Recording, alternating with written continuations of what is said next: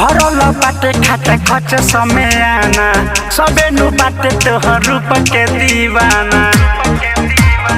ए बाबी सुन हो भरल बाटे खाता खच समय आना सबे नु बाटे तोहर रूप के दीवाना।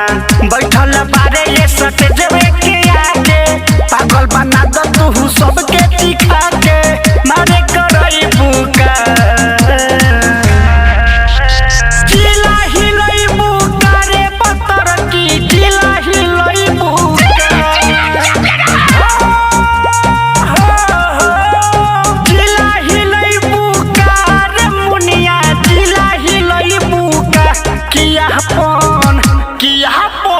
झाड़ी जवानी के बुनिया रे मुनिया जिला हिलई बुका किया पन। झाड़ी जवानी के बुनिया रे मुनिया जिला हिलई बुका।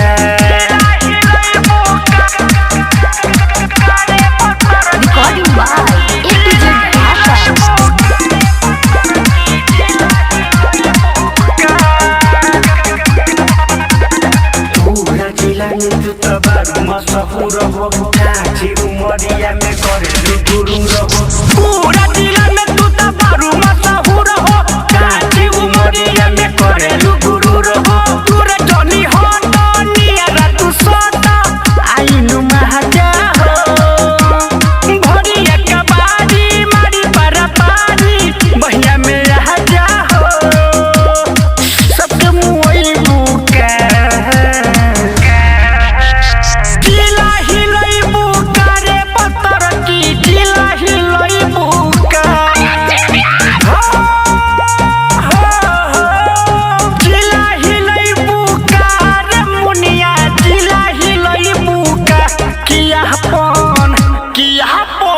झाड़ी जवानी के बुनिया रे मुनिया जिला हिलई बुका किया पन। झाड़ी जवानी के बुनिया रे मुनिया जिला हिलई बुका।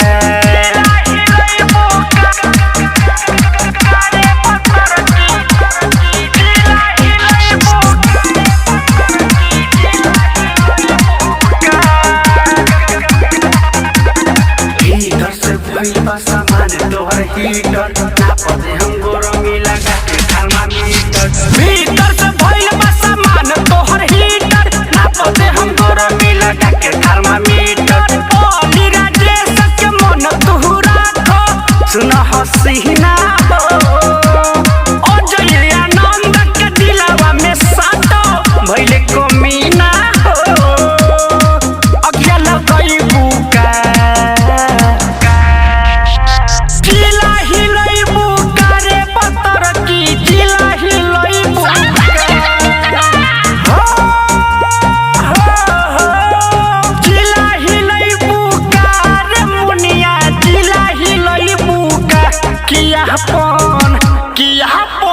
झाड़ी जवानी के बुनिया रे मुनिया जिला हिलई बुका किया पन। झाड़ी जवानी के बुनिया रे मुनिया जिला हिलई बुका। भरल बाटे खाता खच समय आना सबे नु बाटे तोहर रूप के दीवाना। बैठल बारे ये सटे जवे के आगे पागल बना द तू सबके दिखा के मारे करई बुका।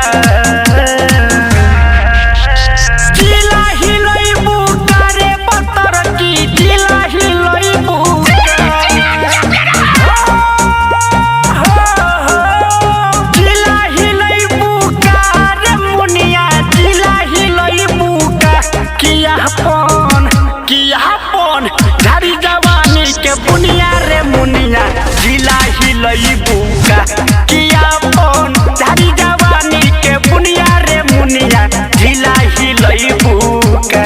Recording by A to Z Dhaka.